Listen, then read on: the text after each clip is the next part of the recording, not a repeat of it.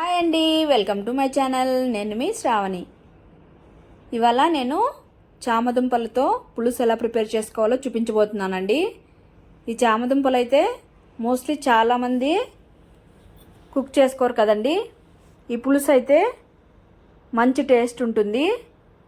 ఇది వేడివేడి అన్నంలోకి కానీ లేదా రాగి సంగటిలోకి కానీ చాలా బాగుంటుందండి.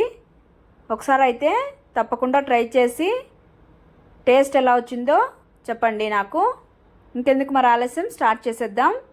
ముందుగా చామదుంపలు చెక్కంతా తీసేసుకొని వాష్ చేసేసుకొని ఒక బౌల్లో కొద్దిగా వాటర్ తీసుకొని అందులోకి వేసుకున్నాను.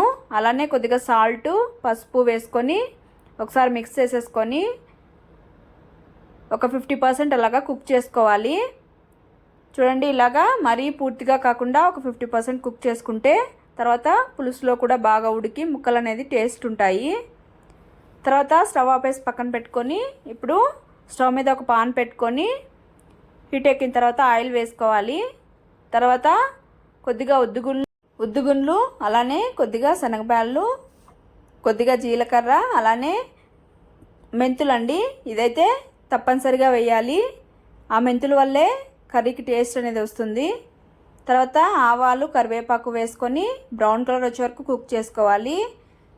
ఈ పప్పులన్నీ కుక్ అయిన తర్వాత సన్నగా కట్ చేసుకున్నటువంటి ఆనియన్స్, అలానే 2 చిల్లీ వేసుకొని అవి కూడా మంచిగా బ్రౌన్ కలర్ వచ్చే వరకు కుక్ చేసుకోవాలి. కుక్ అయిన తర్వాత సన్నగా కట్ చేసుకున్నటువంటి టమోటా కూడా వేసేసుకొని ఒకసారి బాగా మిక్స్ చేసేసుకోవాలి.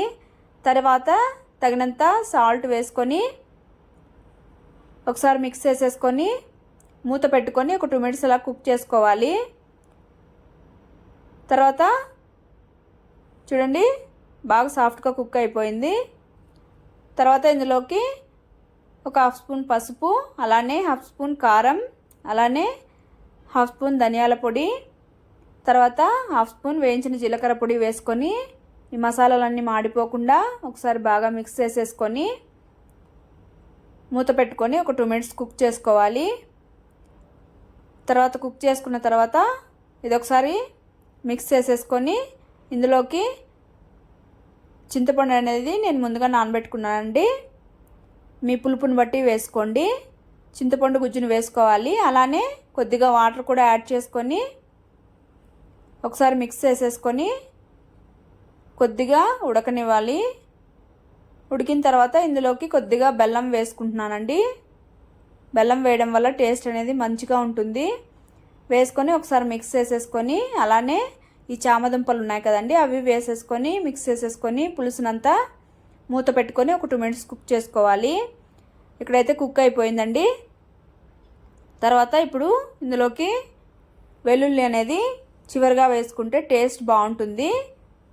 స్టవ్ మీద ఒక కడాయి పెట్టుకొని ఆయిల్ వేసుకోవాలి. హీట్ ఎక్కిన తర్వాత ఇందులోకి కొద్దిగా జీలకర్ర, అలానే కొద్దిగా కరివేపాకు వేసుకొని చిట్పట్లాన్నివ్వాలి. తర్వాత మంచిగా దంచి పెట్టుకున్నటువంటి వెల్లుల్లి కూడా వేసుకొని బాగా బ్రౌన్ కలర్ వచ్చే వరకు కుక్ చేసుకొని ఇందులోకి వేసేసుకొని మిక్స్ చేసుకోవాలండి. ఇక్కడ వెల్లుల్లి వేసిన క్లిప్ అయితే మిస్ అయింది. తర్వాత కొద్దిగా కొత్తిమీర వేసుకొని మొత్తం అంతా ఒకసారి మిక్స్ చేసి మూత పెట్టుకొని ఒక 2 minutes అలాగా కుక్ చేసుకోవాలి. ఇక్కడైతే కుక్ అయిపోయిందండి పులుసు. స్మెల్ అయితే అదిరిపోతుందండి అసలు. ఇంకెందుకండి ఆలస్యం, వెళ్ళి మీరు ట్రై చేసేసి మీకు ఎలా వచ్చిందో కామెంట్ చేయండి. Okay, bye. Thank you for watching. మీకు నచ్చినట్టయితే సబ్స్క్రైబ్ చేసుకోండి ప్లీజ్.